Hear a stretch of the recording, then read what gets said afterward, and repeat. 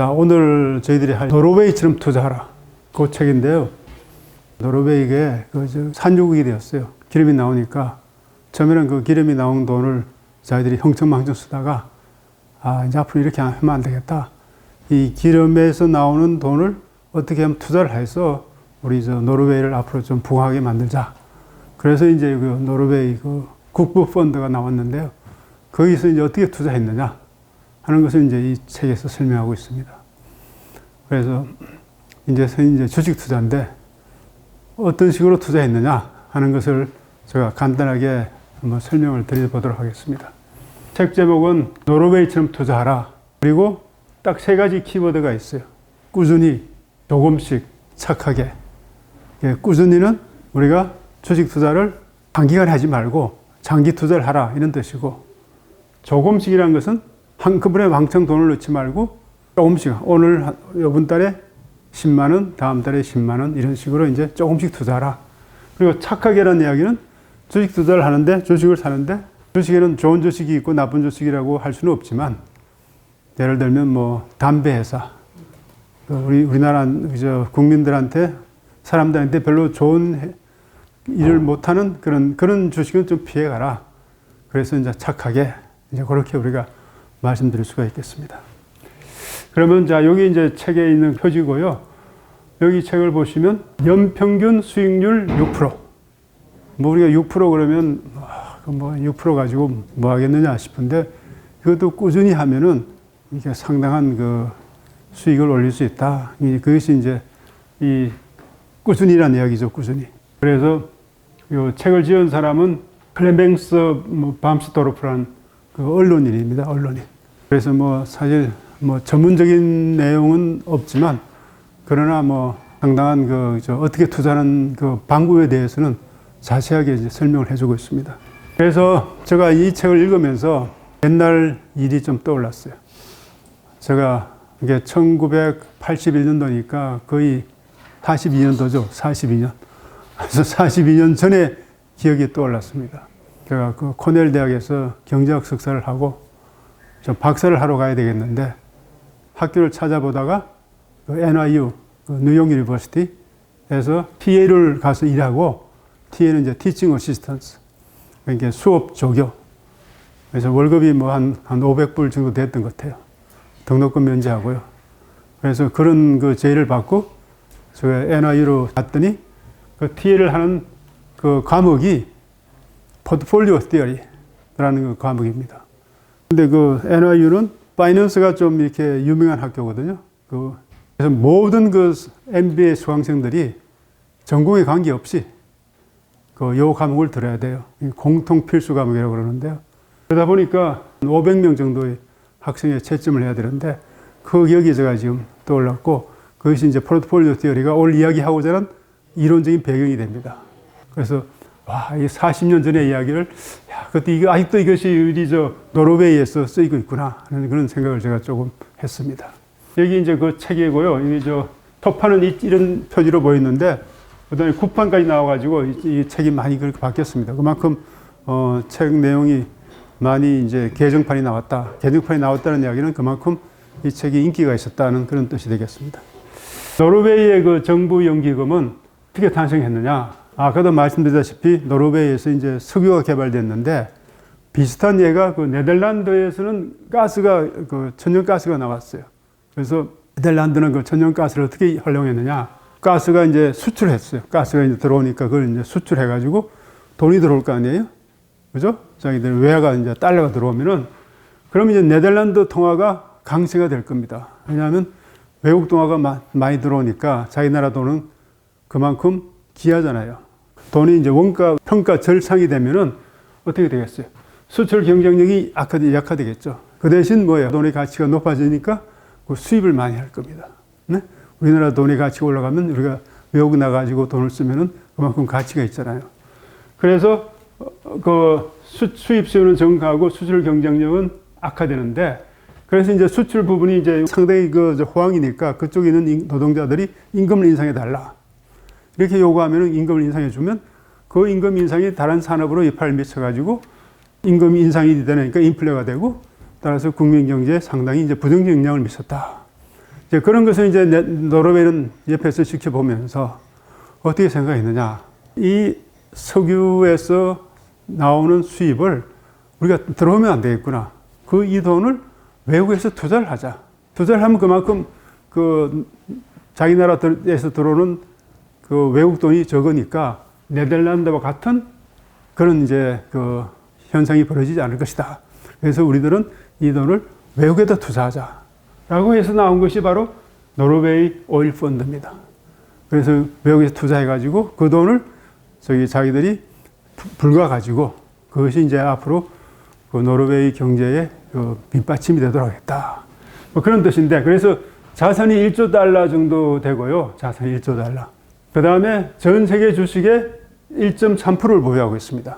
국민 1인당 2억 원씩 이제 투자하고 있는데, 그 돈이 점점 불어나면 이제 그만큼 국민들이 이제 부자가 된다, 이런 뜻이죠. 그 다음에 주식과 채권의 7대3의 비율로 투자하자. 왜 7대3이냐? 그럼요. 좀 이따가 이제 설명이 나올 겁니다. 주식의 7, 채권의 3. 그 다음에 이제 부동산은 극히 일부분이다. 주로 이제 주식하고 채권에 투자하자. 그러면 1998년도 이후에 연평균 수익률이 6%입니다. 그러면 이제 6%라는 수익률이 매년 나오면 그것이 상당한 효과를 본다 하는 것이 이제 아까 꾸준히 투자하자, 이제 그런 뜻입니다. 여기 한번 오일 펀드의 성과를 한번 보시죠. 성과를 보시면 어때요? 그 파란색으로 보이는 것이 뭐예요? 펀드 전체 수익률이에요. 펀드 전체 수익률을 보시면 이것도 이제 상당히 등락이 심하죠? 등락이.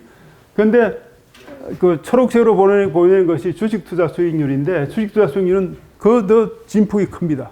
그런데 여기에 채권을 넣으니까 뭐예요? 채권은 수익률이 안정적이니까 펀드 전체 수익률은 상당히 좀 진폭이 적다. 그래서 주식 투자라고 하는 것이 본래 진폭이 심한 법입니다.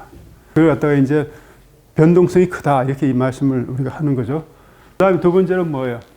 펀드 전체 수익률은 아까 이제 보시다시피 뭐예요? 상당히 진폭이 심한데, 변동성이 큰데, 그럼에도 불구하고 투자금은 꾸준하게 들어갔습니다. 그런데 여기 이제 보시면 펀드 전체 수익률하고 투자금하고는 관계가 없어요. 그러니까 주식시장이 어떻든지 간에 나는 꾸준하게 주식시장에다 돈을 집어넣자. 이것이 이제 이 그래프를 보시면 우리가 알 수가 있습니다. 자, 그럼 이제부터는 펀드를 어떻게 투자했느냐, 그런 것을 한번 배워보겠습니다.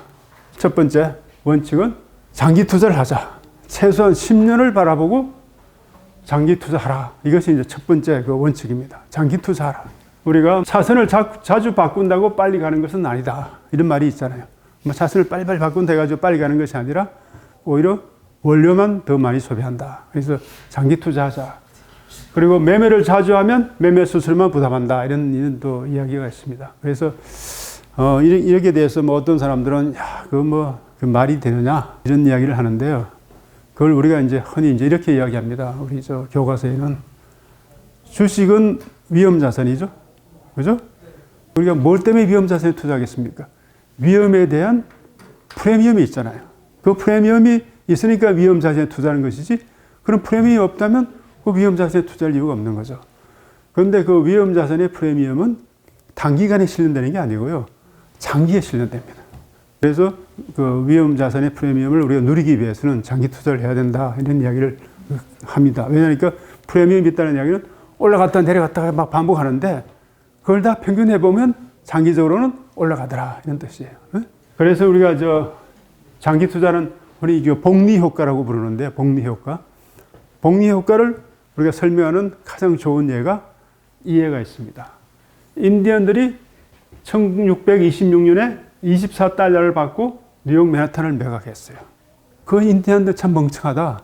그 자식들 어떻게 된 판이 그 맨하탄의 그 좋은 땅을 어떻게 24달러를 받고 팔았느냐, 이렇게 이제 조롱하는 이야기가 있습니다. 그런데 사실은 그렇지 않아요. 인디언들이 잘 팔았습니다. 왜 잘 팔았느냐? 1988년도에 공시지가가 281억 달러입니다. 뉴욕 맨하탄에. 그런데 인디언들이 만일 5.94%로 1626년도부터 11억 이렇게 돈을 한 6% 가까이 돈을 굴렸다면 1988년도에 281억 달러가 됩니다.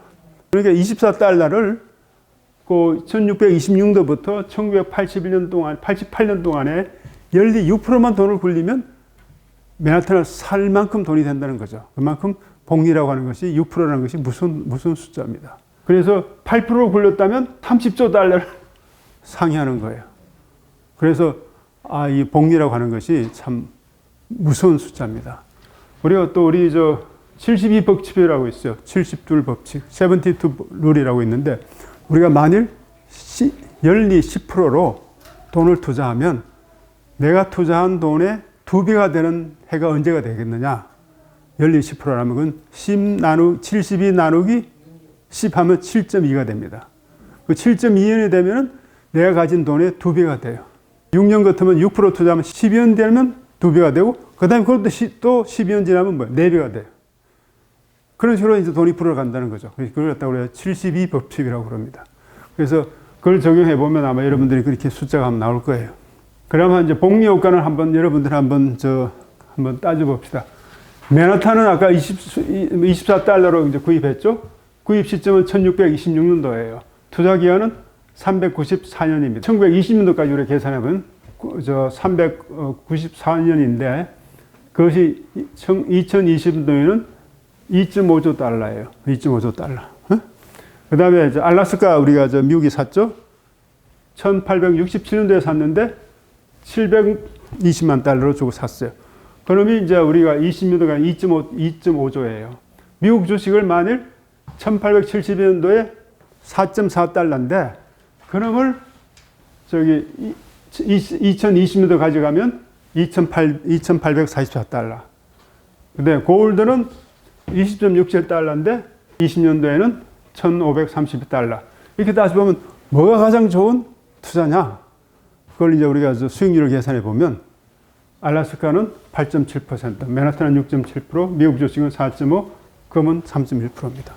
여기 보면 참 하찮은 금액인데 복리로 계산하면 이만큼 뭐예요? 가치가 올라간다. 그래서 우리가 장기 투자를 해라.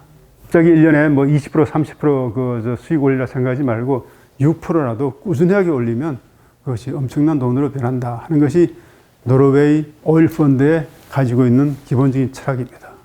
이것도 한번 생각해 보시죠. 한번. 왜 제가 지금 말씀을 드리는 이유는 장기 투자라는 것이 이만큼 중요하다는 걸 말씀드리는 거예요. 자, 우리가 연수익률이 6%로 잡고요. 6% 잡고 투자 기간이 10년, 20년, 30년으로 잡읍시다. 그러면 월 불이백을 여기 유로로 나와 있으니까 월 30달러씩, 30유로씩 우리가 매달 투자한다. 그럼 여러분들이 딱 보시면 어때요? 10년 지난 다음에 얼마 나왔죠? 20년 지난 다음에 16,000, 30년은 어떻게 돼요? 뭘 느끼세요, 여기서 보고? 우리가 생각할 때 10년 지나면 20년이니까 이게 2배 정도 생각하는데 2배. 훨씬 2배가 넘죠? 그렇죠? 이게 바로 복리 효과예요. 그래서 장기 투자라고 하는 것이 100유로를 하면 금액이 훨씬 더 크잖아요. 그래서 우리가 적은 금액이라도 매달 장기 투자하면 이만큼 수익이 생긴다 하는 것을 보여주는 겁니다.